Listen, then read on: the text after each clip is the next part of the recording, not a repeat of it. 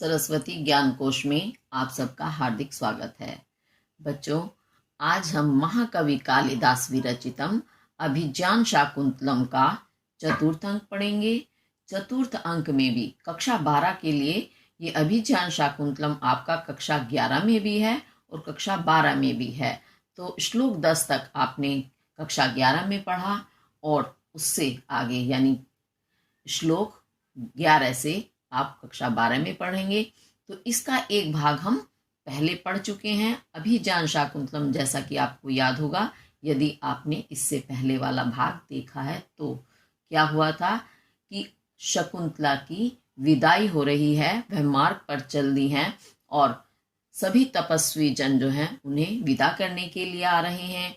आकाशवाणी भी होती है जो उन्हें शकुंतला के मार्ग को बड़ा कल्याणकारी होने का आशीर्वाद देती है। इसी तरह आज जब वो तपोवन से चलती हैं तो तपोवन के सभी पशु पक्षी प्रकृति वनस्पति बड़े ही विरहाकुल हैं, बहुत ही दुखी हैं। उसी प्रकार शकुंतला भी अपने आश्रम को, जहां उन्होंने अपना सारा बचपन अपनी युवावस्था का कुछ समय व्यतीत किया, उसके विरह में बहुत दुखी हैं। तो बड़ा ही मार्मिक प्रकृति वर्णन जो है, शकुंतला की विदाई का वर्णन जैसा कवि कालिदास ने किया है ऐसा अन्यत्र कोई कवि नहीं कर सकता। बड़ा ही मार्मिक दृश्य है। चलिए हम देखते हैं और आप एक बार पहले वाले भाग को देखकर इसको अच्छे से समझ जाइएगा। अब हम आगे देखेंगे कि क्या होता है जब शकुंतला की विदाई हो रही है। उस समय प्रियंवदा न केवलम तपोवन विरह कात्रा सख्येव तव्य उपस्थित वियोगस्य तपोवनस्यापि तावत समावस्था दृश्यते। तो शकुंतला जब मार्ग में चल रही हैं तो वो कहती हैं कि हालांकि मैं आर्यपुत्र वो अपने पति यानी राजा दुष्यंत के लिए कहती हैं, क्योंकि स्त्रियां पहले पति को आर्यपुत्र के नाम से ही संबोधित करती थी, कि मैं आर्यपुत्र के दर्शन के लिए उत्सुक हूं, परंतु फिर भी इस तपोवन को छोड़ते हुए मेरे मार्ग में मेरे कदम आगे नहीं बढ़ रहे हैं, मेरे पैर पीछे की ओर पड़ रहे हैं। ऐसा उसके बोलने पर प्रियंवदा जो शकुंतला की सखी है तो क्या कहती है, न केवल तपोवन विरह कात्रा। तपोवन, तप का जो उपवन है, वन है जिसमें वहां वो रहती हैं वन आश्रम में, तो उस तपोवन में विरह कात्रा, विरह से वियोग से, कात्रा व्याकुल, सखी ही, तव्य उपस्थित, तव्या तुम्हारे द्वारा उपस्थित, वियोगस्य वियोग से, तपोवनस्यापि तपोवन की भी, तावत तो सम अवस्था, समान अवस्था स्थिति, दृश्यते दिखाई दे रही है। तो ये क्या कहना चाहती हैं प्रियंवदा इसमें, कि तपोवन से वियुक्त होने का, वियोग होने का जो व्याकुलता है या दुख है वो सिर्फ सखी शकुंतला को ही नहीं है। सखे से मतलब है शकुंतला यानी तुम्हें, क्योंकि शकुंतला और प्रियंवदा आपस में बातचीत कर रही हैं तो शकुंतला के लिए वो सखी शब्द का संबोधन करती हैं कि केवल सखी यानी तुम ही नहीं विरह में व्याकुल हो रही हो तपोवन के, बल्कि तपोवन में जो तुमने उपस्थित की है वियोग की अवस्था, तो तुमने की है यानी शकुंतला विदा हो रही है तो शकुंतला के वियोग में पूरा ही तपोवन दुखी है। तो उपस्थिति किसके कारण हुई वियोग की? शकुंतला के कारण। इसी कारण प्रियंवदा कहती है कि तुम्हारे द्वारा उपस्थित वियोग से तपोवन की भी सम अवस्था यानी तुम्हारे समान ही अवस्था दृश्यते दिखाई दे रही है। क्यों? जैसे शकुंतला वियोग में दुखी है, ऐसे ही तपोवन भी शकुंतला के वियोग में दुखी है। ऐसा इसमें कहने का प्रयास कर रही हैं प्रियंवदा। प्रयास क्या कर रही हैं? वो तो प्रयास कर रही हैं, लेकिन प्रयास करके मैं आपको समझाने का प्रयास कर रही हूं।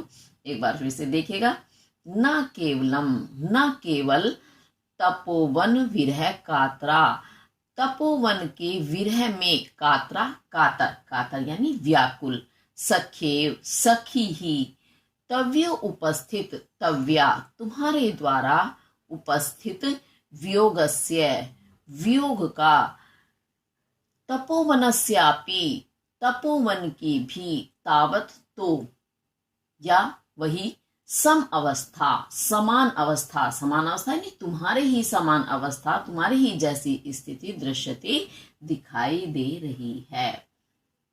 अब उसके बाद वह श्लोक पढ़ के बताती है कि कैसे दिखाई दे रही है ये अवस्था वियोग की, जैसी तुम्हारी है वैसी ही तपोवन की भी है।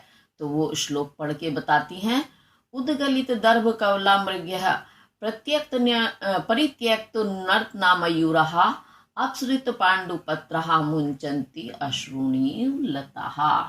तो क्या बताती हैं प्रियंवदा,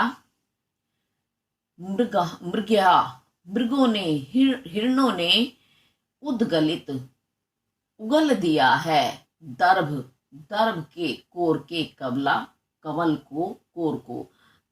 तो मृग ने उद्गलित, उगल दिया है, दर्भ, कवला, घास के कोरों को। दर्भ घास को कहते हैं क्योंकि हिरण क्या खाते हैं, घास खाते हैं।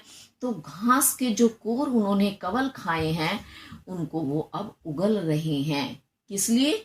शकुंतला के वियोग में कि आज शकुंतला हमें छोड़कर जा रही है। पहले तो उन्हें आभास नहीं था कि ऐसी स्थिति होने वाली है, तो इस कारण उन्होंने घास को खाया, चरा, लेकिन अब वो उस चरी हुई घास को उद्गलित, उगल रहे हैं।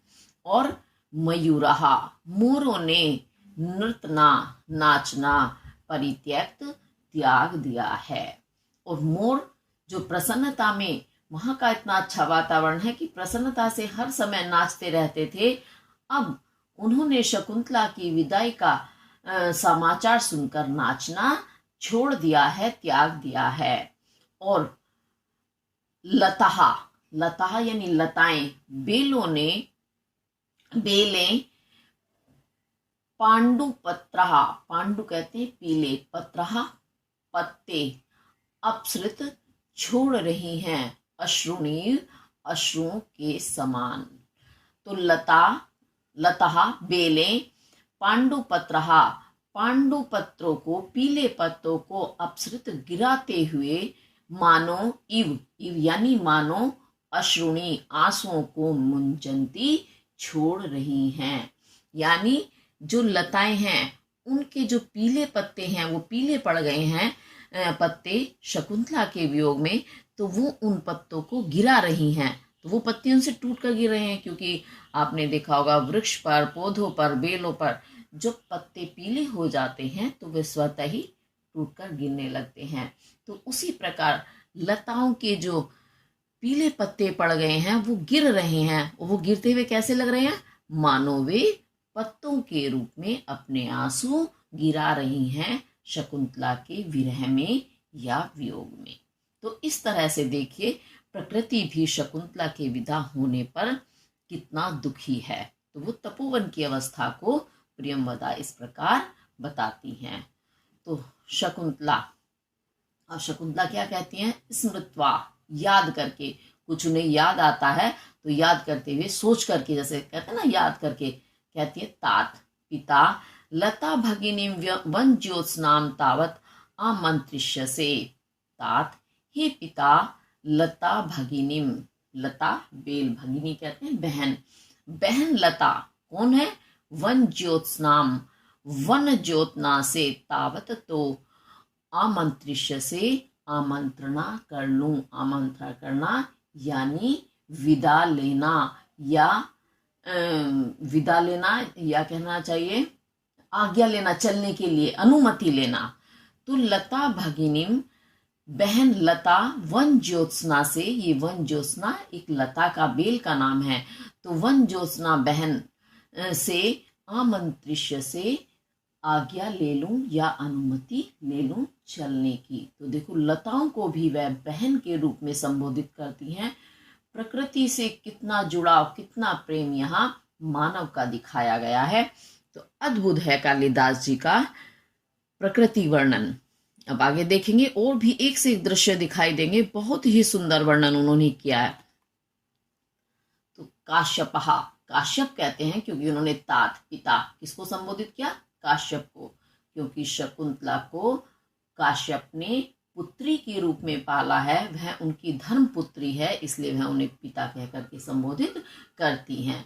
तो क्या कहते हैं पिता काश्यप, अवैमी ते तस्याम सोदर्य स्नेहम, अवैमी जानता हूं, ते तुम्हारे, तस्याम उसके, सौदर्य कहते हैं सौदर्य विच्छेद करेंगे तो सौ जमा उदरी, तो समान उदर कहते हैं पेट, जो समान पेट से उत्पन्न हो, तो वह कौन होगा समान पेट से, यानी एक ही पेट से उत्पन्न होने वाले, जिन्हें हम सगे कहते हैं। तो सौदर्य यानी सगे, जैसे स्नेह को। तो अवैमी जानता हूं, ते तुम्हारे, तस्याम उसके यानी लता वन ज्योत्सना के, सौदर्य स्नेहम सगे स्नेह को, सगे जैसे स्नेह को, यानी तुम्हारी सगी बहन जैसा उसका स्नेह है, प्रेम है, ये मैं अच्छी तरह से जानता हूं। इयम तावत दक्षिणेन, इयम यह यानी वह वन ज्योत्सना जो लता है वह, तावत तो दक्षिणेन दक्षिण में है, यानी दक्षिण दिशा की तरफ, दक्षिण का तात्पर्य है दक्षिण दाहिने हाथ की तरफ है। तो शकुंतला कहती है, क्या करती है शकुंतला, लताम उपेत्यालिंग्य, लता के बेल के उपेत्य समीप जाकर, आलिंगन करके उसके समीप जाती है शकुंतला और उसका आलिंगन कर लेती है। कितना आंखों के सामने उपस्थित होने वाला दृश्य है, मुझे तो ऐसा अनुभूति हो रही है मेरे ही सामने, या तो मैं स्वयं यह दृश्य उपस्थित कर रही हूँ या मेरे आंखों के सामने ये दृश्य उपस्थित किया जा रहा है कि विरह से व्याकुल हुई शकुंतला किस प्रकार जाकर के उस लता का बेल का आलिंगन कर लेती है और क्या कहती है, वन ज्योत्सने, हे वन ज्योत्सना, च्युत संगतापि माम प्रत्य आलिंगतो गताभिः शाखा वहाभिः, च्युत आम से, संगताम अपि संगत हुई भी, मिली हुई भी, माम मेरा, प्रत्यालिंगितो प्रत्यालिंगन यानी आलिंगन तो वह कर चुकी है, लेकिन प्रत्यालिंगन यानी जैसे मैं तुम्हारा आलिंगन कर रही हूं वैसा तुम भी मेरा आलिंगन करो, यानी आलिंगन के बाद आलिंगन प्रत्यालिंग कहलाता है। तो प्रत्यालिंग तो मेरा, तुम भी आलिंगन करो, गता भी गई हुई, शाखा बहा भी शाखाओं रूपी, बहा भी भुजाओं से। तो अब एक बार मैं इस पंक्ति को अपने शब्दों में बता दूं, फिर आपको ये और अच्छे से समझ आ जाएगा।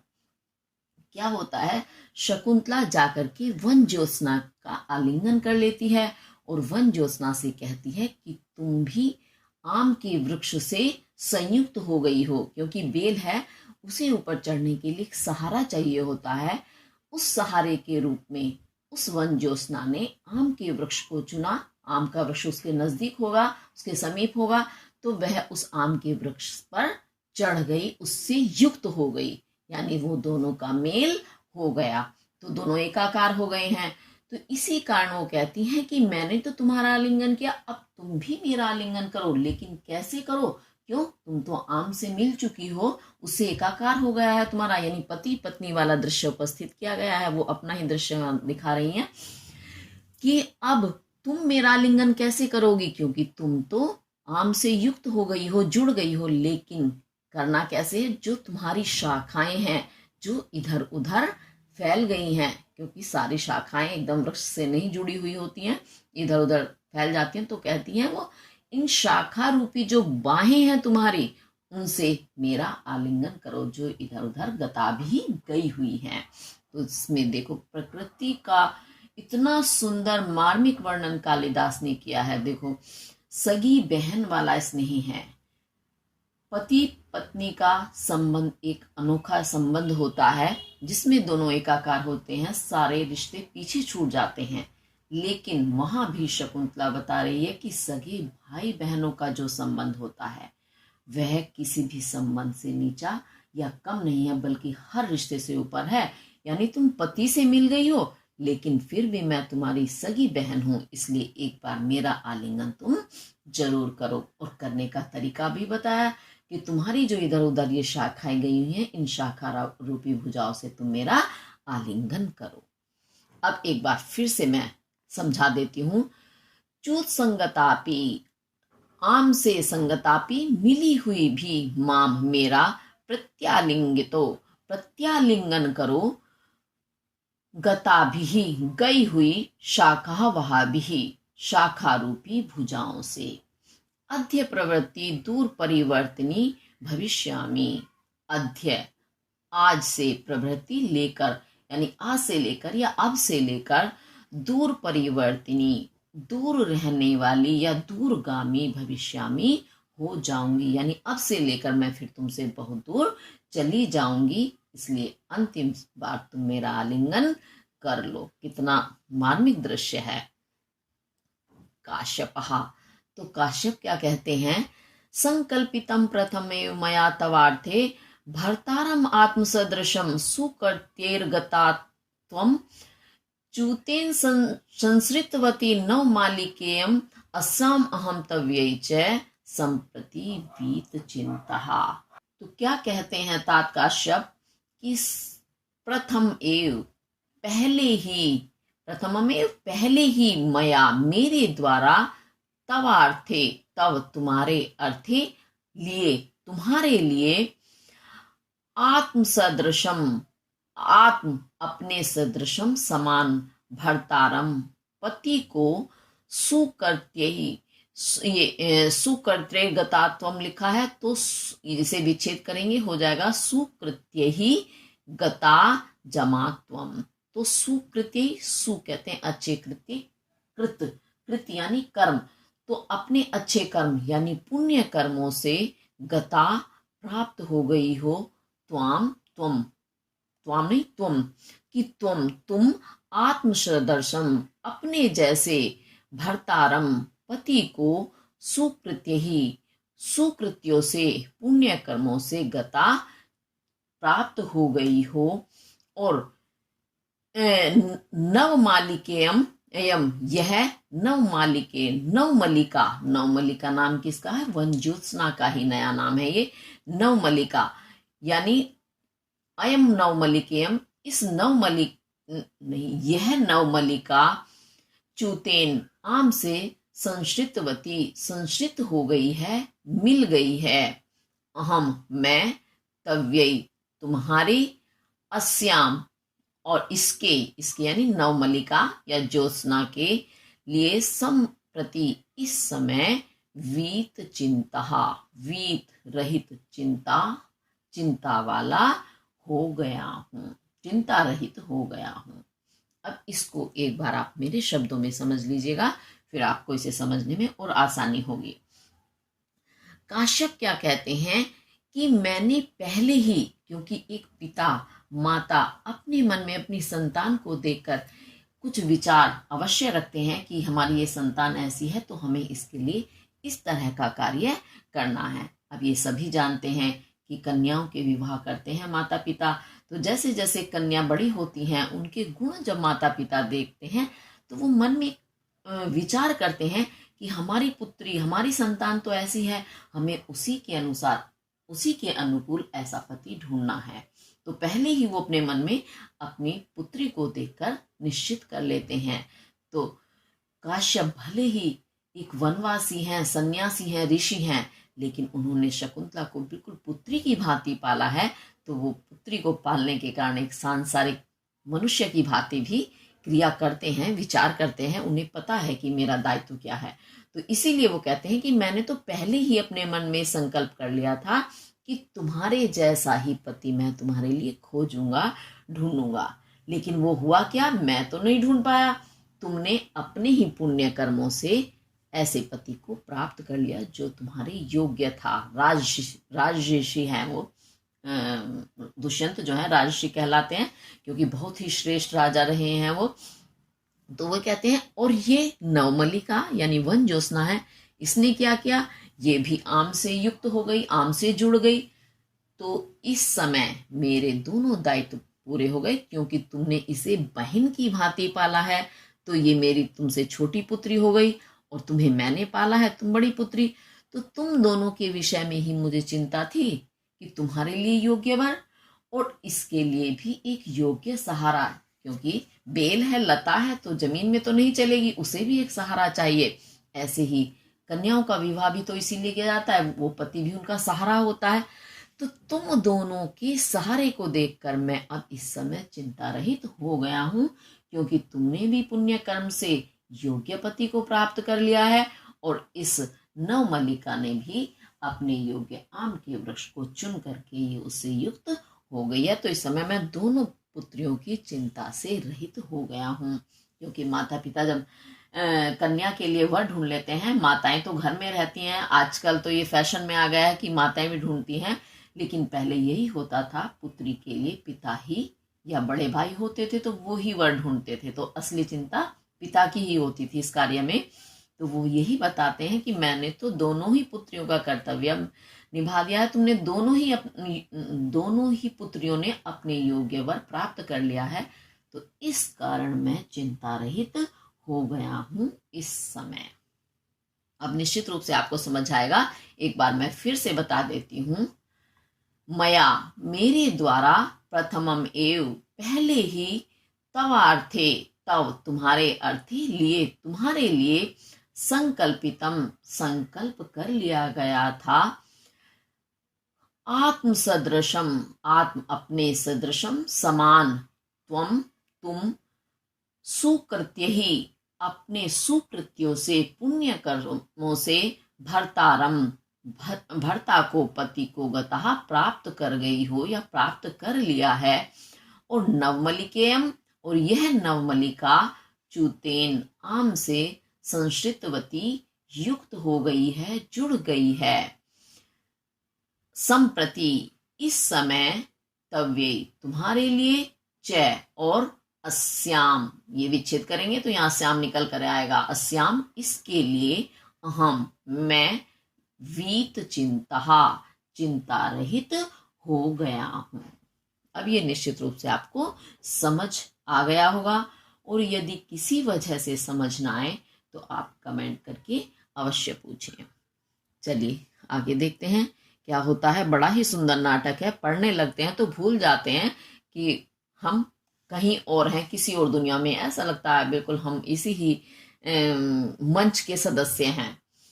इतः पंथानाम प्रतिपद्यस्सु, अब क्या कहते हैं काश्यप शकुंतला को कि इतः इधर से, पंथानम मार्ग में, प्रतिपद्यस आओ या प्रस्थान करो, इधर मार्ग में प्रस्थान करो, क्योंकि शकुंतला आश्रम में ही निवास करती थी, बाहर नहीं जाती थी, इसलिए उसे उस वन के मार्गों का जरा भी ज्ञान नहीं है, इसीलिए बार बार उनको रास्ता या मार्ग दिखाया जाता है। तो क्या कहते हैं पिता कि इतः इधर से, पंथानम मार्ग में, प्रतिपद्यसु प्रस्थान करो या आओ।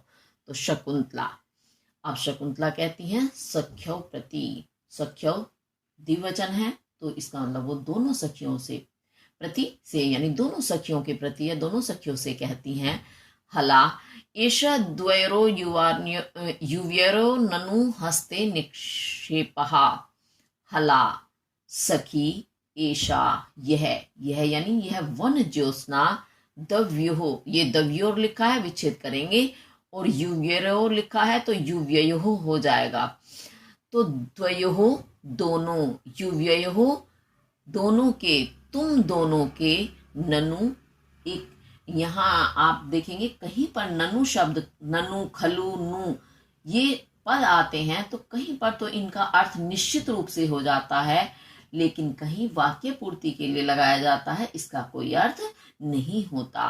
तो वो यही कहती हैं कि एषा यह यानी यह वन ज्योत्सना, द्वयोः युव्ययोः तुम दोनों के, हस्ते हाथ में, निक्षेपः निक्षेप है, धरोहर है, यानी मैं धरोहर की तरह, धरोहर के रूप में इस लता को तुम्हें, तुम दोनों को दे रही हूँ, सौंप रही हूँ, यानी ये मेरी तुम दोनों के हाथ में धरोहर है।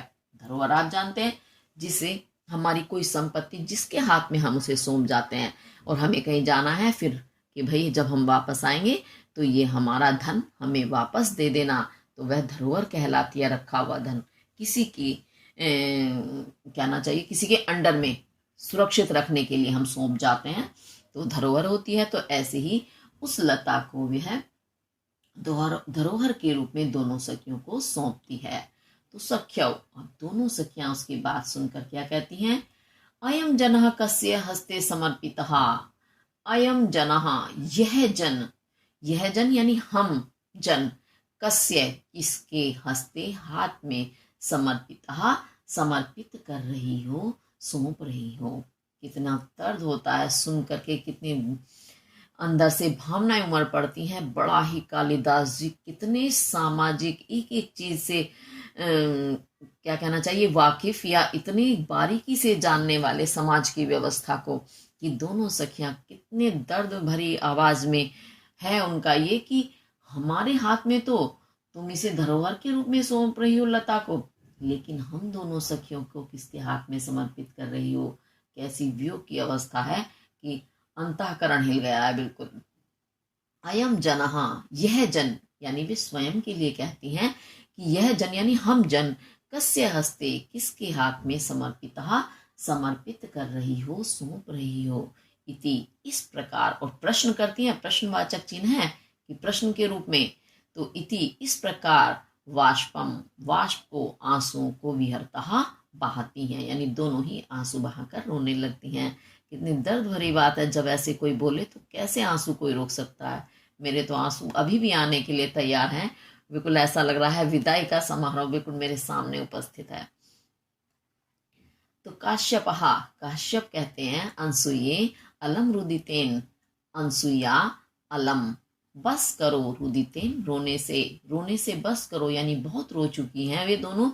ननु भक्तिभ्याम एव स्त्री कर्तव्या शकुंतला, ननु निश्चित रूप से, भक्तिभ्याम एव, तुम दोनों को, आप दोनों को ही, भक्तिभ्याम द्विवचन का है तो दोनों के लिए कह रहे हैं, खाली अनसुईया को तो संबोधित किया है क्योंकि एक साथ दो नाम तो नहीं लिए जा सकते, इसी कारण वो अनसुईया का नाम लेकर के फिर दोनों को संबोधित करते हुए कहते हैं, ननु निश्चित रूप से, भक्तिभ्याम एव, तुम दोनों को ही, स्त्री कर्तव्या, स्थिर कर्तव्या, करना चाहिए, शकुंतला, शकुंतला को, यानी उसकी तो विदाई हो रही है, वह स्वयं इतना रो रही है क्योंकि जब कन्या की विदाई हो रही है, जिस घर में वो पली बढ़ी, एक एक चीज को छोड़ करके वो जा रही है, कितना दर्द होता है। और ये कह दिया जाता है कि अब वो घर तुम्हारा, यहाँ से तुम्हारा कोई रिश्ता नहीं है।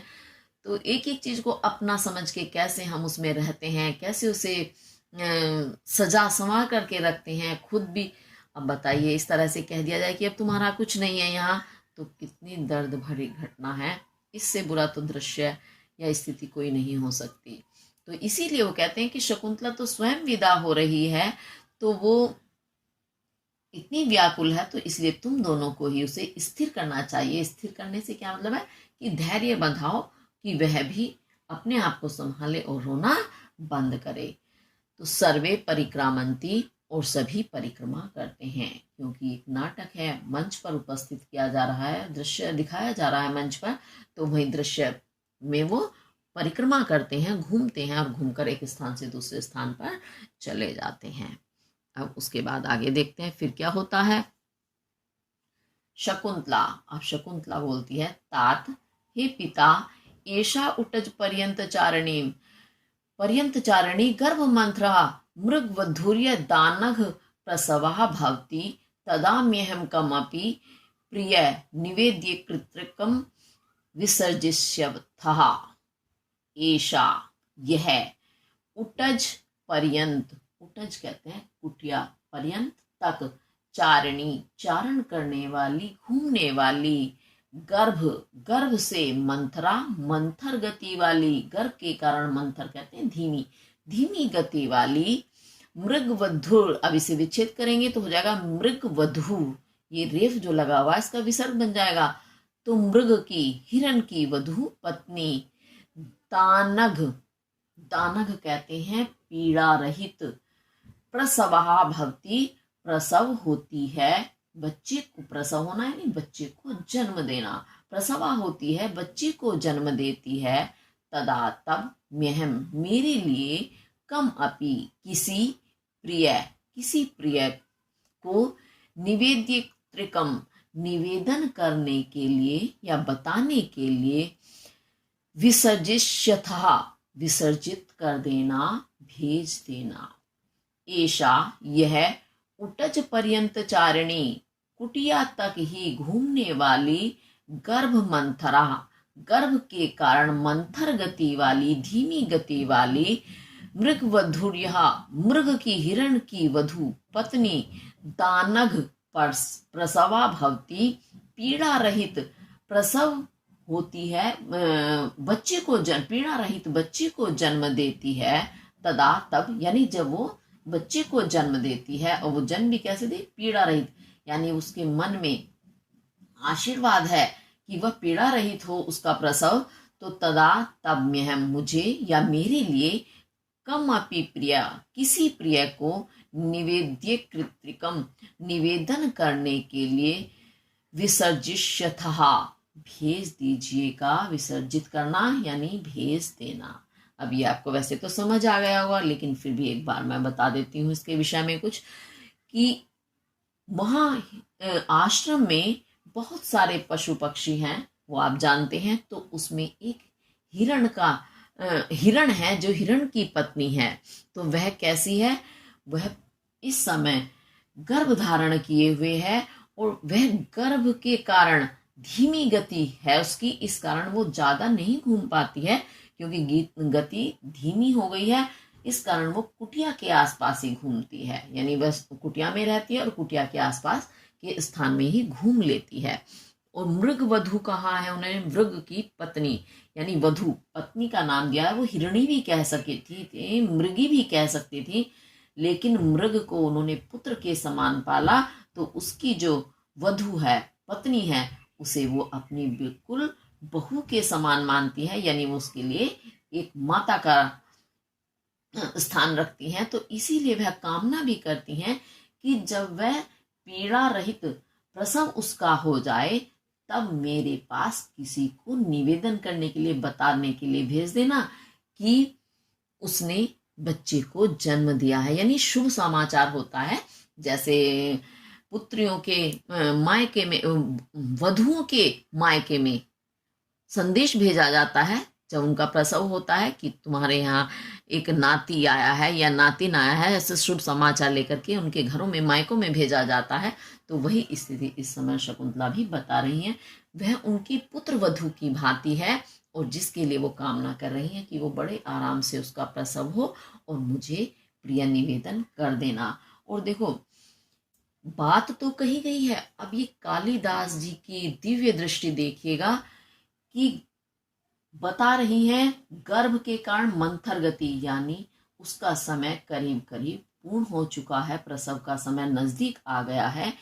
तो बहुत बात उन्होंने पीछे से बताने का प्रयास किया है, और जैसे एक माता को चिंता होती है अपनी संतान की, वैसे ही शकुंतला को उसके लिए कितनी चिंता हो रही है। ये एक बड़ी ही बात है कि एक अविवाहित कन्या ही रही है शकुंतला, तक गंधर्व विवाह किया है उन्होंने, तब भी वो एक सन्यासिनी रही हैं, वन में निवास करती थी, लेकिन उन्हें कितना शकुंतला के माध्यम से बताया है कि कैसी नारी की स्थिति होती है कि वो ज्यादा चल फिर नहीं सकती, सिर्फ वहीं तक घूमती है।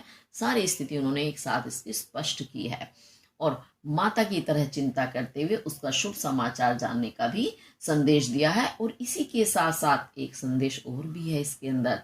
वह क्या है, आप सोचो, याद होगा आपको कि आपने कक्षा 11 में जो पढ़ा था कि शकुंतला स्वयं कैसी हैं, वो आपन सत्वा हैं, वो स्वयं बच्चे को जन्म देने वाली हैं। इसी कारण वो संदेश देती हैं कि मेरा भी यही स्थिति है जैसी इस मृग वधु की है, तो वो शुभ समाचार मेरे भी मायके तक इसी प्रकार आना चाहिए। यानी एक चीज के पीछे एक दूसरी सूचना देना, यहाँ कवि का दृश्य लक्ष्य दिखाई दे रहा है मुझे। तो काश्यपहा, काश्यप क्या कहते हैं, वत्सरी वत्से पुत्री ने इदम विस्मरिष्यामः, ना नहीं इदम यह, विस्मरिष्यामः भूलेंगे, यानी यह नहीं भूलेंगे, यानी अवश्य ही तुम्हें हम ये शुभ समाचार देंगे। तो ना इदम, नेदम लिखा है, इसे विच्छेद करेंगे तो ना और इदम हो जाएगा, तो नहीं इदम यह विस्मरिष्यामः भूलेंगे।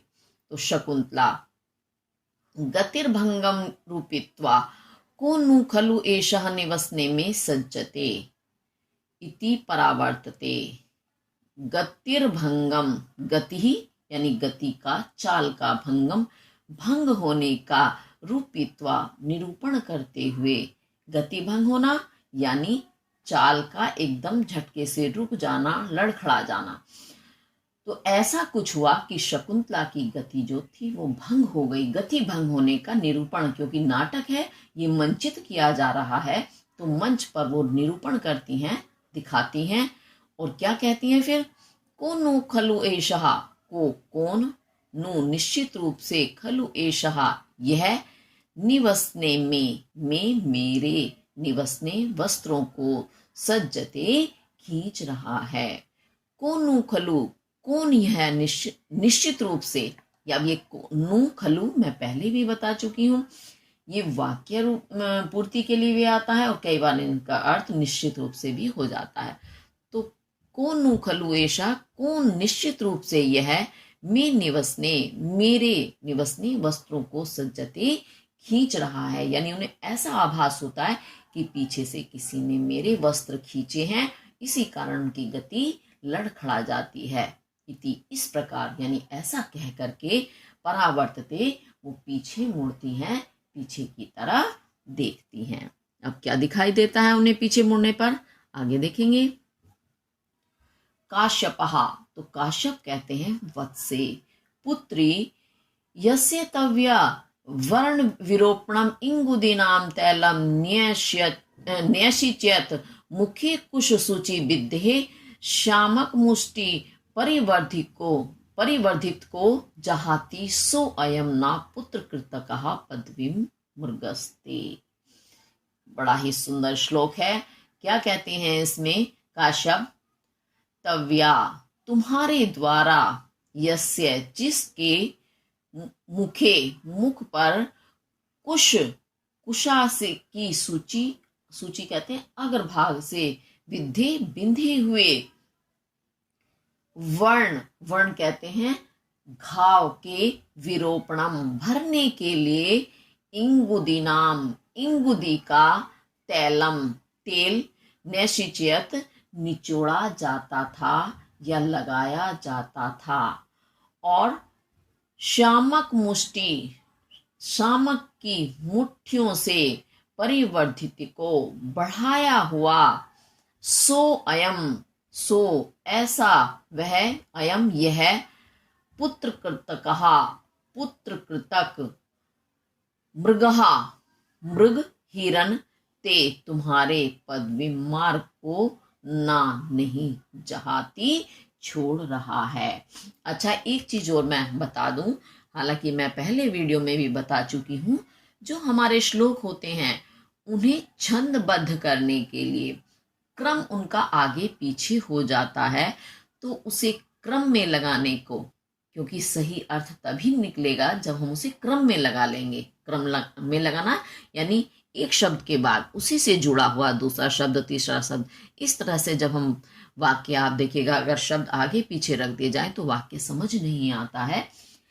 लेकिन छंदों में यही नियम है काव्य में कि उन्हें हम क्रम में नहीं लगे होते हैं, क्योंकि उन्हें हमें गेयात्मक, संगीतात्मक बनाना होता है, छंदों में बांधना होता है, तो उनका क्रम निश्चित नहीं रहता, वहां अलग हो जाता है। लेकिन अर्थ निकालना तो अवश्य है, इसीलिए वो लिखा गया है या सुनाया जा रहा है, तो उसे हम फिर क्रम में लगाते हैं। एक शब्द के से जुड़ा हुआ दूसरा शब्द, दूसरे शब्द से जुड़ा हुआ तीसरा शब्द, तो उसी क्रम में लगाने को ही अन्वय कहते हैं। अब यहाँ आप भी देख रहे होंगे, जब मैं श्लोक पढ़ाती हूँ तो शब्दों को, कोई शब्द कहाँ से उठाया, कोई कहाँ से उठाया, तब अर्थ हमारा पूरा होता है। तो अन्वय में लगाकर हम उसका सही अर्थ निकाल पाते हैं। इसीलिए मैं बार बार इधर उधर से करती हूँ, तो ये आप ध्यान रखिएगा। फिर से देखते हैं, या इसको एक बार मैं पहले अपने शब्दों में समझा दूं, फिर देखेंगे इसमें क्या कहते हैं काश्यप। एक मृग के बच्चे ने, मृग यानी हिरण के बच्चे ने शकुंतला का वस्त्र पीछे से खींचा, तो शकुंतला उन्हें बोला कि ये कौन है, तो काश्यप बताते हैं कि ये कौन है, उसका परिचय देते हैं कि ये वही मृग है, मृग का बच्चा है जिसका मुख जो है वो कुशाग्र से बिंध जाता था। कुश कहते हैं घास को, घास खाते हैं जानवर, आपको पता है हिरन। तो हिरन जब घास खाते हैं तो क्या होता है, वो ऊपर ऊपर वाला हिस्सा खा लेते हैं घास का, और घास का ऊपरी हिस्सा खाने के कारण क्या होता है, वो सूख जाता है सबसे ऊपर वाला हिस्सा, तो वो नुकीला हो जाता है, बहुत सख्त हो जाता है। अब वो मृग का तो वैसे ही बच्चा है, उसकी त्वचा बहुत ही नम्र है, तो इस कारण उसके मुख पर वो नोक लग जाती थी, कुशा दूर्वा की घास का जो आगे वाला हिस्सा था उसकी सुई, इसीलिए सूची का है, सुई जैसा हो जाता है, जैसे सुई चुभती है, तो ऐसे ही घास खाते उसका सारा मुख सुई की उस नोक से बिध जाता था, घास की अग्रभाग से। तो वो कैसे हो जाते थे, उसमें घाव हो जाते थे। उन घावों को भरने के लिए शकुंतला क्या करती थी, इंगुदी, इंगुदी एक वृक्ष पर लगने वाला फल होता है, वन का ही वृक्ष होता है, इसे हिंगोट भी बोलते हैं। तो हिंगोट के उस फल को निचोड़ निचोड़ कर उसमें से तेल निकलता था, तो उसके मुख पर वह लगाती थी, जिससे कि उसके जख्म भर जाएं, सूख जाएं।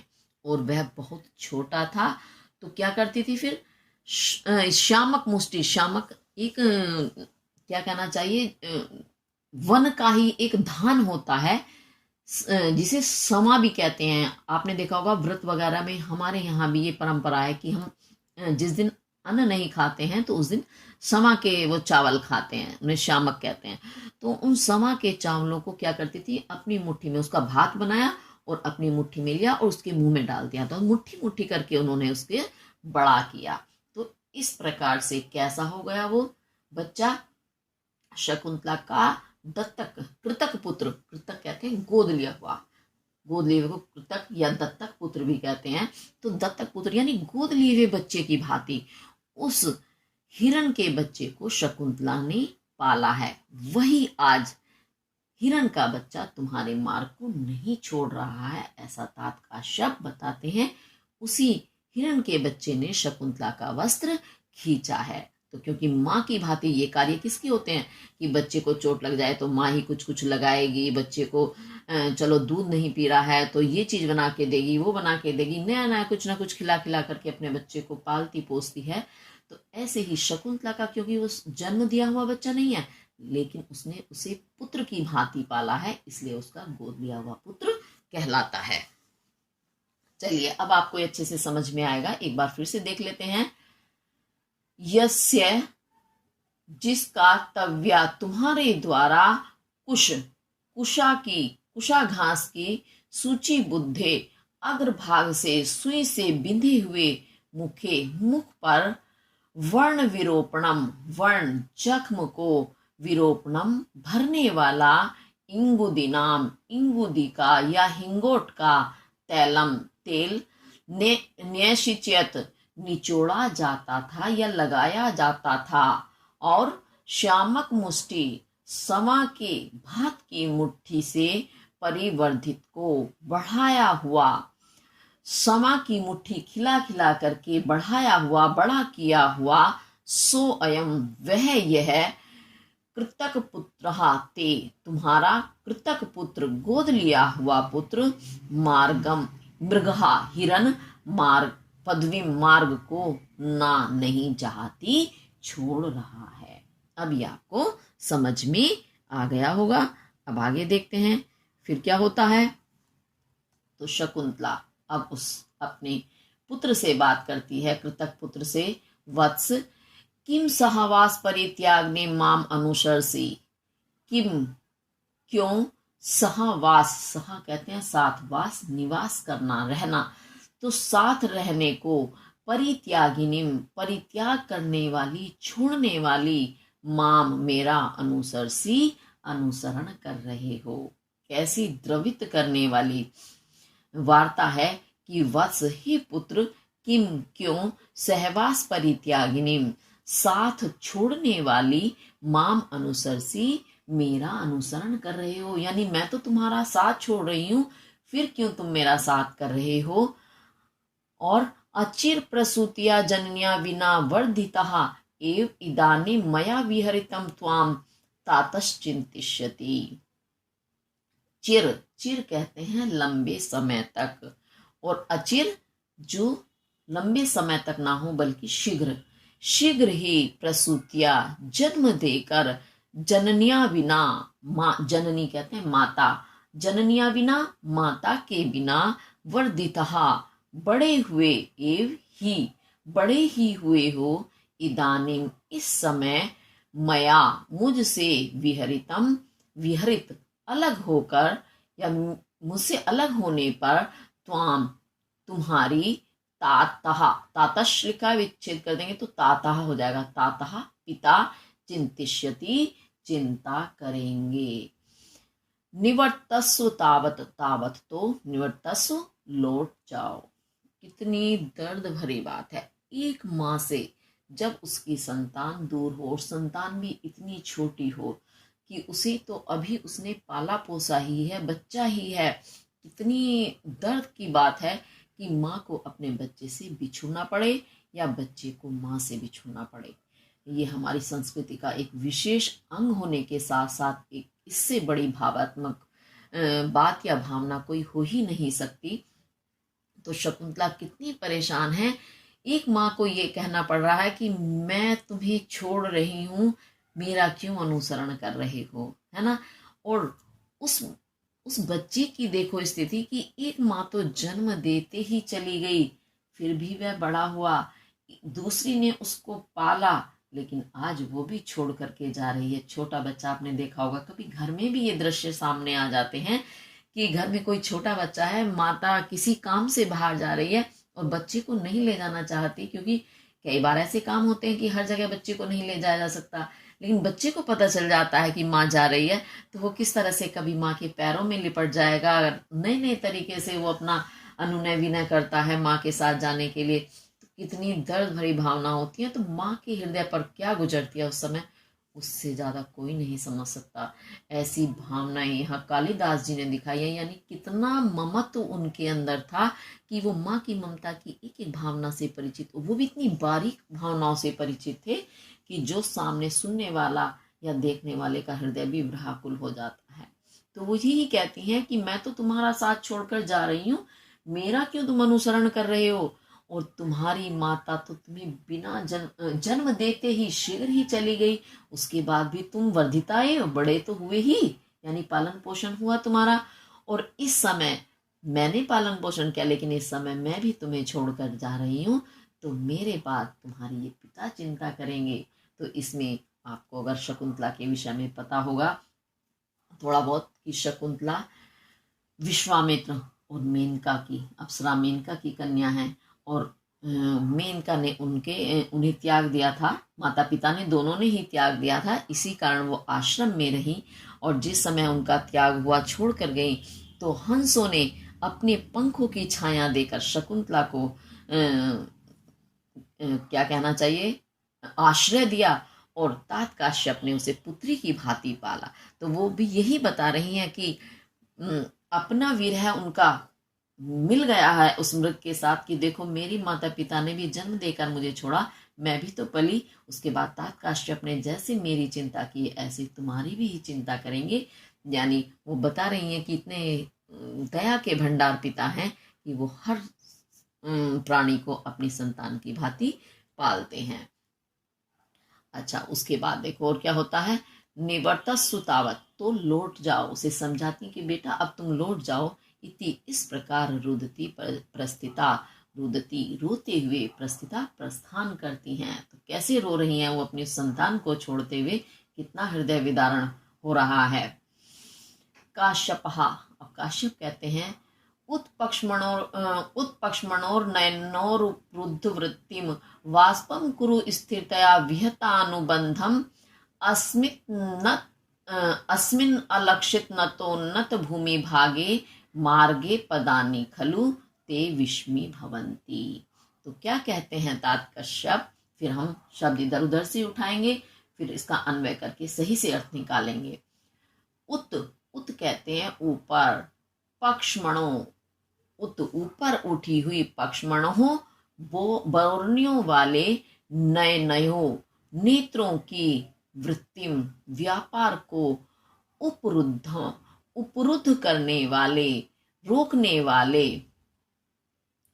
अनुबंध अनुबंधम निरंतर प्रवाहित होने वाले, वाष्पम वाष्प को, आंसुओं को, स्थिरता के साथ, धैर्य के साथ विहित करूं, विहित रोक लो, विहित करो रोक लो, या रोक लेना ही ज्यादा सही बैठेगा। विहित करो यानी रोक लो। अस्मिन इस अलक्षित, लक्षित यानी दिखाई देना, और अलक्षित जो दिखाई ना दे, तो अस्मिन जब इसे विच्छेद करेंगे तो हो जाएगा अस्मिन अलक्षित। तो इस अलक्षित ना दिखाई देने वाले नत, नत कहते हैं नीचा, उन्नत, ऊंचे, भूमि भागे, भूमि के भाग में,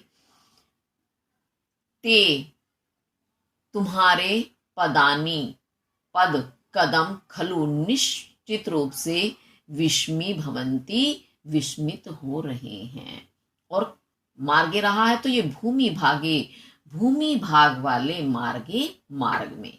अब एक बार मैं इसे अपने शब्दों में समझा दूं, उसके बाद फिर मैं इसका शब्दार्थ फिर से बताऊंगी।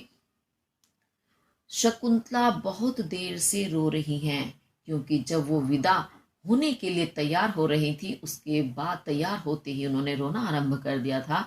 तो आपने स्वाभाविक रूप से देखा होगा, जब कभी हम रोते हैं तो बहुत देर तक रोने के कारण क्या होती है, हमारी पलकों का जो ऊपरी नीचे वाला हिस्सा है, दोनों बोरनिया पलके, बरोनिया पलकों को ही कहते हैं, तो दोनों जहां से पलके जुड़ी होती हैं तो वो सूज जाती हैं। सूजने के क्या कारण क्या होता है, आंखों में आंसू आते हैं बार बार, और वो मोटी मोटी हो जाती हैं सूजकर। इस कारण आंसू ढलक कर एकदम नीचे नहीं आते, तो वो आंखों में ही रुक कर रह जाते हैं। तो आंखों में रुकने के कारण क्या होता है, जब वो एकाएक तो बहते नहीं है, आंखों में आंसू हैं, और तो होता क्या, हमें स्पष्ट दिखाई नहीं देता, होता ना ऐसे। तो आंसू आंखों में भरे हुए, इस कारण दृष्टि का जो व्यापार है, यानी देखने का जो कार्य है, वह अवरुद्ध हो जाता है, रुक जाता है। इसीलिए तात काश्यप कहते हैं कि तुम्हारा जो ये निरंतर अश्रु प्रवाह हो रहा है, इसे तुम धैर्य के साथ रोक लो। और क्यों, क्योंकि एक तो तुम्हें धैर्य धारण करना ही चाहिए, दूसरा कारण और भी वो बताते हैं कि तुमने जो ये मार्ग है, आश्रम वन का जो मार्ग है, इसे अलक्षित यानी नहीं देखा है, अब तक तुम इसमें आई नहीं, तो तुम्हें नहीं पता है मार्ग कैसा है, तुम्हारे लिए अनजान है। होता क्या है, जो रास्ता हमें जाना पहचाना होता है, एक बार को हमें स्पष्ट नहीं दिख रहा होता, तो भी हम 2-4 कदम उस धुंधली नजर में ही चल लेते हैं। लेकिन अनजान का तो हमें बिल्कुल ही भान नहीं है कि वो कैसा मार्ग है। और वैसे भी वन का मार्ग है तो समतल होना तो स्वाभाविक नहीं है, वो जरूर उबड़ खाबड़ होता है, कहीं से ऊंचा कहीं से नीचा। इसीलिए वो कहते हैं कि एक तो तुमने मार्ग नहीं देखा है, ऊपर से ऊंचा नीचा है, इस कारण इस मार्ग में, ऊंचे नीचे मार्ग में तुम्हारे पैर कदम लड़खड़ा रहे हैं, यानी ऊंचे नीचे पड़ेंगे तो वही लड़खड़ाना कहलाता है। और उसमें होता क्या है कि कभी झटके से, ऐसा भी हो सकता है कि तेजी से झटका लगा और तुम गिर भी सकती हो। तो कहने का तात्पर्य है कि तुम्हारे लिए ये सही नहीं है, इसलिए अपने आंसू को धैर्य के साथ रोक लो। अब देखें, अब आपको निश्चित रूप से समझ में आएगा। उत्पक्ष्मणों, ऊपर उठी बोर्नियों वाले, नयनों, नयनयों नेत्रों की, वृत्तिम व्यापार को, अवरुद्धम रोकने वाले, यानी नेत्रों को की जो गति है, स्थिति है, गति क्या होती है, देखने की स्थिति, यानी नेत्रों की व्यापार को अवरुद्ध रोकने वाले, अनुबंधम निरंतर प्रवाहित होने वाले, वाष्पम वाष्प को, आंसुओं को, स्थिरतया धैर्य के साथ, स्थिर होकर, स्थिर हो जाना यानी धैर्य धारण करके, विहित कुरु रोक लो, विहित कर लो, अस्मिन इस अलक्षित न दिखाई देखे हुए, न तो उन्नत, नत नीचे, उन्नत ऊंचे, नीचे ऊंचे, भूमि भागे भूमि भाग वाले या भूमि के मार्गे मार्ग में, ते तुम्हारे पदानी कदम खलु निश्चित रूप से विस्मे भवंती विस्मित हो रहे हैं। विषम सम यानी समान, विषम यानी जो समान ना हो। तो समान क्या होता है, एक गति होती है जिसमें हमें पता है एक पैर ऊपर जाता है एक नीचे, तो ये एक समान स्थिति हो गई। और विषम में क्या हो गया, कोई पैर ज्यादा नीचे गया कोई ज्यादा ऊंचा रह गया, तो विषम हो गया यानी जो समान ना हो। तो विषम हो रहे हैं, विषम होना अर्थात लड़खड़ा रहे हैं। अब ये आपको समझ आ गया होगा। अब आगे देखते हैं फिर क्या होता है। शारंग्रव, तो जो शकुंतला को छोड़ने के लिए तपस्वी कुमार जा रहे हैं, दो हैं वो, शारंग्रव और शारदत्त, और उनके साथ गौतमी नाम की तपस्विनी भी जा रही है। तो शारंग्रव जो क्या कहते हैं, भगवन ओदकांतम स्निग्ध जनो अनुगंतव्य इति श्रूयते।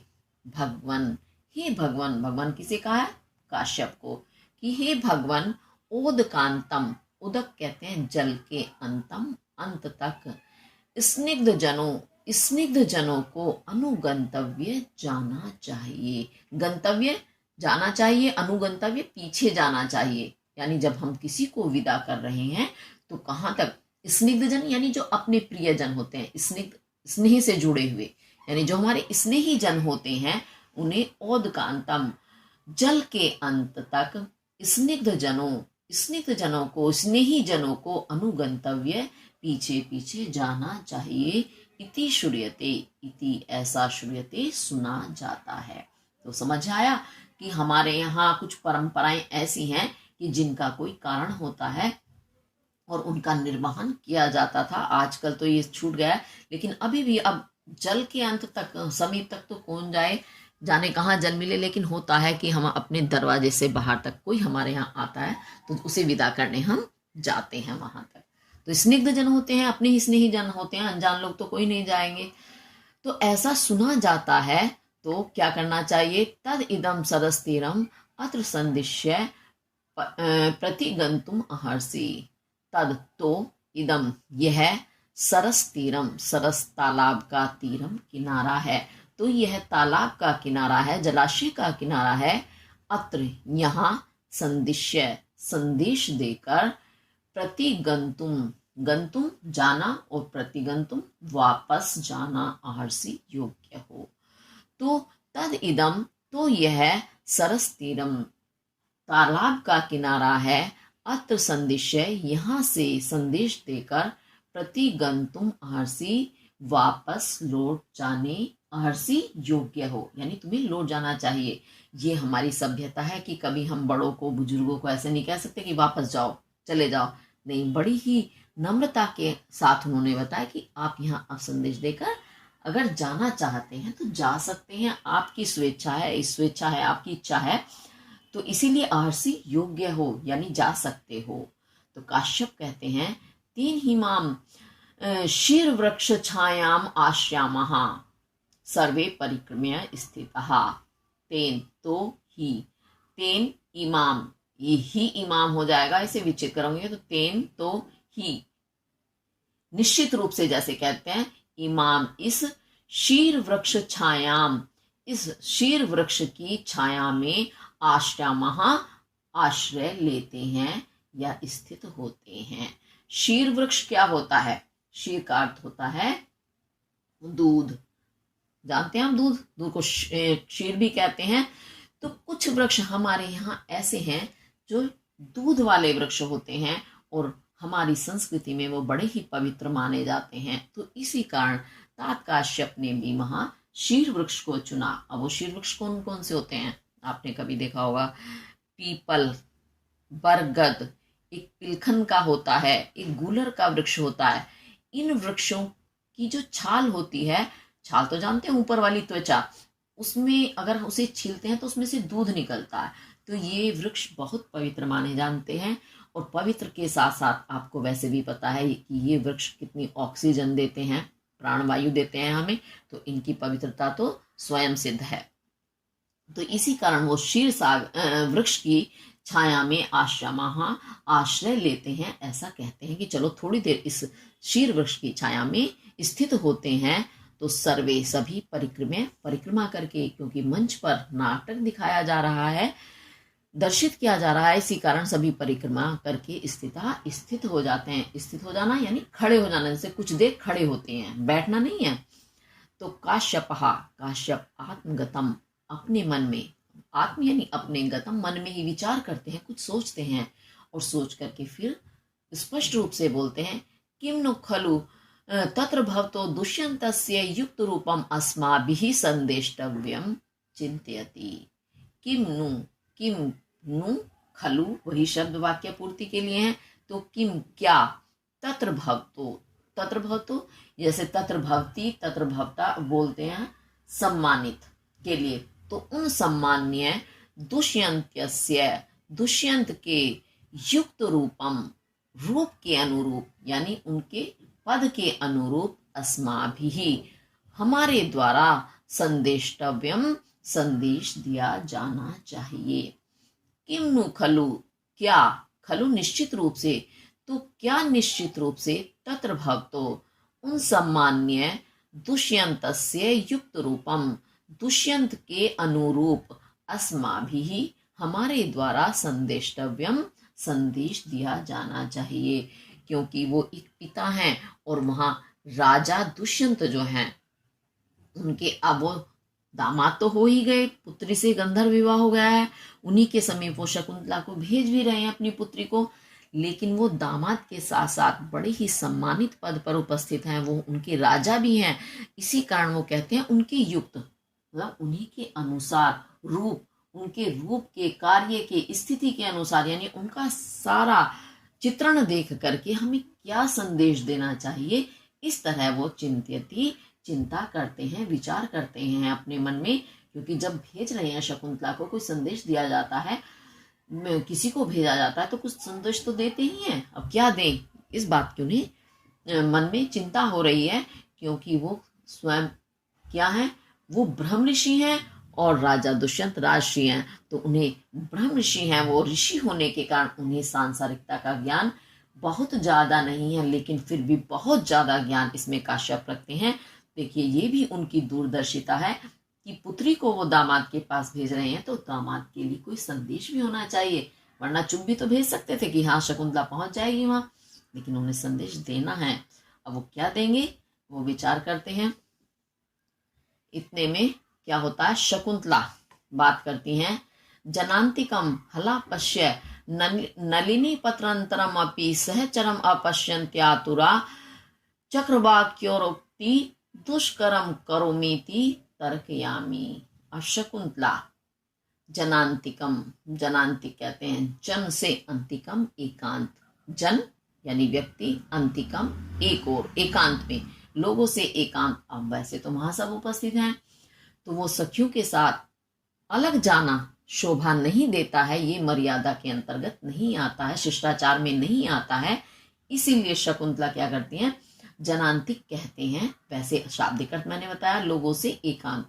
तो लोगों से मही के मही एकांत करने के लिए क्या किया जाता है, हमारे हाथ में जो 3 उंगलियां होती हैं, पहली जो है जिसे तर्जनी कहते हैं, उससे आगे वाली जो सबसे लंबी होती है उसे मध्यमा कहते हैं, यानी मध्यम बीच में स्थित है वो, और उसके बाद है ये इसे बोलते हैं अनामिका। अनामिका 3 उंगलियां, इन्हें खड़ी करके तीनों को, और मुख की ओट में, यानी मुख के सामने साइड में कर लेते हैं बराबर में, तो सामने वाले यानी इधर की तरफ वालों को, जिधर वो हाथ है सुनाई ना दे और इधर वालों को सुनाई दे, इसे जनांतिक कहते हैं। 3 उंगलियों को उठा करके, तो वो 3 उंगलियों से जनांतिक बना लेती हैं, यानी ओट ले लेती हैं, और क्या कहती हैं, हला सखी पश्य देखो, नलिनी पत्रम, नलिनी यानी कमलनी के, पत्रांत पत्रों के अंतरितम अपि अंतर गई हुई भी, सहचरम सहचर साचर चरने वाला यानी साथी को, अपश्यंती ना देख करके, आतुरा आतुर हुई, व्याकुल हुई, चक्रवाकी आरोक्ति क्रंदन कर रही है, रुदन कर रही है। क्या कहती हैं वो कि नलिनी पत्रांतरम अपि, नलिनी के पत्रांत पत्तों के अंतरित अंदर, अपि भी अंदर गए हुए भी, सहचरम साथी को अपश्यंती ना देखते हुए आतुरा व्याकुल हुई चक्रवाकी आरोती, चक्रवाकी क्रंदन कर रही है, रो रही है। अब एक बार इसे मैं अपने शब्दों में समझाऊं। वहीं अभी शारंगरव ने बताया था कि ये तालाब का किनारा है जहां से आप वापस जा सकते हैं। वहीं उसी तालाब में कमलनी खिली हुई है। कमलनी के पत्ते के पीछे छिप गया है चक्रवाक, और चक्रवाकी का नाम आपने चकवा चकवी सुना होगा। चक्रवाक या चक्रवाकी नहीं अगर समझ आए तो चक्रवाक और चक्रवाकी वही चकवा चकवी होते हैं। तो संस्कृत में शुद्ध रूप में चक्रवाक और चक्रवाकी बोलते हैं। तो उस नलिनी के पत्ते के पीछे अंतर यानी बीच में छिप गया है चक्रवाक, जो चक्रवाकी को दिखाई नहीं दे रहा है। इस कारण न देखने के कारण वो आतुर, आतुर कहते हैं व्याकुल, व्याकुल हो जाती है और क्रंदन करने लगती है। क्रंदन यानी रोना, रुदन करने लगती है कि मेरा साथी मुझसे कहाँ बिछड़ गया। तो वो वाला दृश्य इसमें दिखाया गया है। दुष्कर्म करोमि इति तर्कयामि। दुष् कहते हैं दुहु, कठिन, कर्म करना, जिसे करना कठिन हो उसे कहते हैं दुष्कर। तो दुष्कर करोमि कर रही हूँ, इति ऐसा, तर्कयामि मैं तर्क करती हूँ, ये मेरा तर्क है कि मैं दुष्कर यानी कठिन कर रही हूँ। यानी चक्रवाकी को कमलिनी के पत्ते के पीछे छिप गया है चक्रवाक नहीं दिखाई दे रहा है, इसी कारण उसने क्रंदन शुरू कर दिया। और तो देखो मैं तो अपने प्रियतम से इतनी, अपने पति से इतनी दूर हूं, तो मैं तो बहुत ही ज्यादा कठिन हूँ कार्य कर रही हूँ। यानी मेरे प्रियतम की तो बहुत ही बुरी स्थिति होगी, मुझसे मेरे वियोग में वो तो बहुत ही ज्यादा पीड़ित हो रहे होंगे। ऐसा वो अपना तर्क प्रस्तुत करती हैं। अच्छा, चक्रवाक और चक्रवाकी के विषय में अगर आपने सुना हो कि ये दोनों 24 घंटे का दिन होता है, तो दिन के आधे समय में एक साथ रहते हैं, एक में नहीं रहते हैं, बिछुड़ जाते हैं। यानी रात्रि में चक्रवाक और चक्रवाकी का वियोग हो जाता है और वियोग में ये एक दूसरे के लिए रोते रहते हैं, तड़पते रहते हैं। ये इनका अभिशाप है शायद, इसी कारण इनका रात्रि में मिलन नहीं होता। तो इसी कारण साथ साथ रहते हुए भी चक्रवाक वहीं पत्तों के पीछे, कमलनी के पत्तों के पीछे अदृश्य हो गया है। इसी कारण चक्रवाकी रुदन कर रही है। और शकुंतला भी उसी के विषय में कहती है कि मैं भी तो इस चक्रवाक की भांति कितना दुष्कर कठिन कार्य कर रही हूँ कि ये तो एक रात्रि में ही नहीं मिलते हैं। मैंने तो और भी कठिन कार्य किया है कि इतना लंबा वियोग मैंने अपने पति को दिया है, इतने दिन से हम बिछुड़े हुए हैं, तो मैं तो बहुत ही कठिन कार्य कर रही हूँ। मेरे पति मेरे वियोग में कितना पीड़ित होते होंगे, कितना दुखी होंगे, ऐसा मैं तर्क करती हूँ।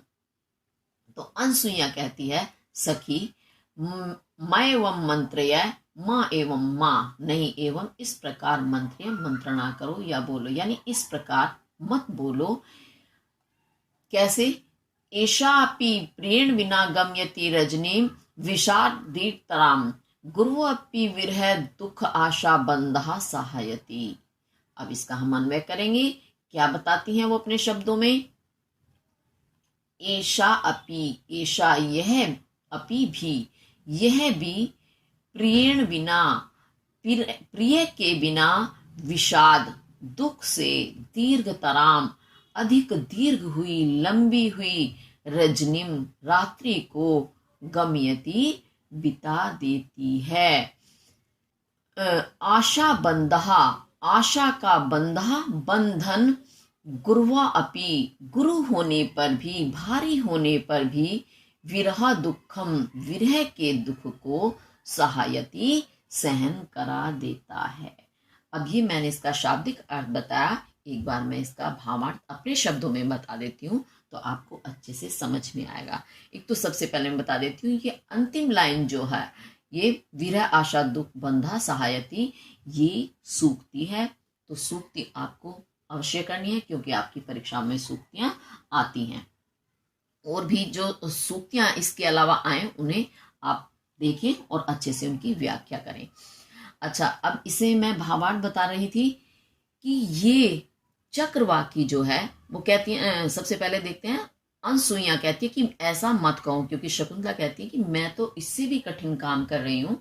तो अनसुईया कहती है कि तुम ऐसी मत बोलो, ऐसी बात मत करो, क्योंकि ये चक्रवाकी एशापी यह भी, यानी ये चक्रवाकी भी अपनी प्रिय के बिना, जो प्रिय के बिना होता क्या है, और भी एक तो रात्रि लंबी होती ही है भाई, सोने का समय होता है तो रात्रि लंबी है, लेकिन दुख के कारण और भी ज्यादा लंबी हो जाती है। जब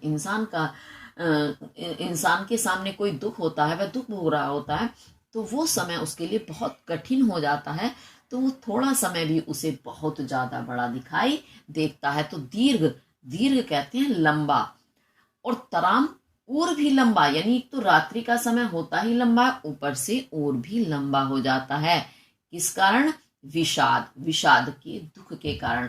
दुख का समय काटे नहीं कटता, और सुख का समय कहाँ पल में चला जाता है, हम देखते रहते हैं, पता ही नहीं चलता, लगता है अरे अभी तो ये हम ये कर रहे थे, अभी ऐसे हो गया।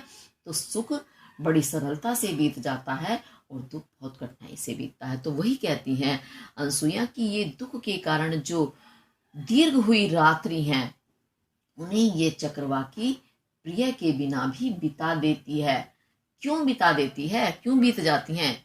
क्योंकि आशा का जो बंधन होता है वह विरह के दुख बहुत ज्यादा बड़ा होता है, लेकिन आशा का बंधन उससे भी ज्यादा बड़ा होता है, वो उसे सहन करा देता है। क्योंकि जब हमारे मन में ये उम्मीद, आशा यानी उम्मीद, हमें उम्मीद होती है कि हमें हमारा प्रिय मिल जाएगा, या हमारे जो भी अपने हमसे बिछोड़ जाते हैं, जब हमें उम्मीद रहती है कि उनकी प्राप्ति हमें होगी, तो हम पल पल करके तिल तिल मरते हैं, लेकिन फिर भी हमें उस उम्मीद पर टिके रहते हैं। हमें उम्मीद है कि एक दिन उसका हमारा मिलन होगा, तो हम सब समय बिता देते हैं। लेकिन जब ये पता चल जाए कि मिलन होना ही नहीं है, पूर्ण बिछोह हो गया, उसे सहन करना तो बहुत ही ज्यादा कठिन होता है। ऐसे ही आपने देखा होगा, सूरदास जी ने अपनी गोपियों को, जब कृष्ण मथुरा चले जाते हैं उन्हें छोड़ करके, तो किस तरह से दिखाया कि वो वियोग में कितनी दुखी होती हैं, उनकी हालत कितनी खराब हो जाती है ब्रजवासियों की, लेकिन उन्हें आशा है कि कृष्ण एक दिन वापस आएंगे, तो वो हजारों वर्षों तक जीने के लिए तैयार हैं। उसी प्रकार चक्रवाकी भी पता है कि रात्रि बीत जाएगी और जब दिन निकलेगा तो मेरा प्रियतम मुझे मिलेगा। इस आशा में वह पूरी रात्रि अकेले ही बिता देती है। दुख अवश्य होता है, क्रंदन भी करती है, लेकिन बिता देती है, प्राण नहीं त्यागती। जब प्राण त्यागने की स्थिति कब आती है? जब पूरी तरह से मिलन की आशा समाप्त हो जाती है, अंत हो जाता है एक का, तो दूसरे को लगता है अब मैं भी अपने जीवन का अंत कर दूं, लेकिन आशा पर जीवन टिका हुआ है। तो कठिन से कठिन दुख को, विरह के दुख को इंसान सहन कर जाता है। अभी आपको समझ आया होगा, एक बार फिर से मैं इसको अब समझा देती हूं। तो एशापी यह भी कौन? चक्रवाकी। प्रियण बिना, प्रियतम के बिना, विषाद दुख से दीर्घतराम अधिक लंबी हुई रजनीम रात्रि को गमयती बिता देती है। आशा बंधहा, आशा का बंधन, विरह गुरुवापी, गुरु भारी अधिक होने पर भी, विरह दुखम, विरह के दुख को, वियोग के दुख को सहायती सहन करा देता है, यानी सहन कर जाते हैं कि आशा है मिलन होगा। इसके साथ आज अभिज्ञान शाकुंतलम का चतुर्थ अंक का जो ये 16 श्लोक तक हमने पढ़ा है, इसका शेष भाग जो है हम अगली वीडियो में पढ़ेंगे। इसे आप अच्छे से करें, समझें, और फिर उसके बाद अगर कोई चीज आपको समझ नहीं आती है तो कमेंट करके अवश्य पूछें। शेष भाग हम अगली वीडियो में करेंगे। इसी के साथ धन्यवाद।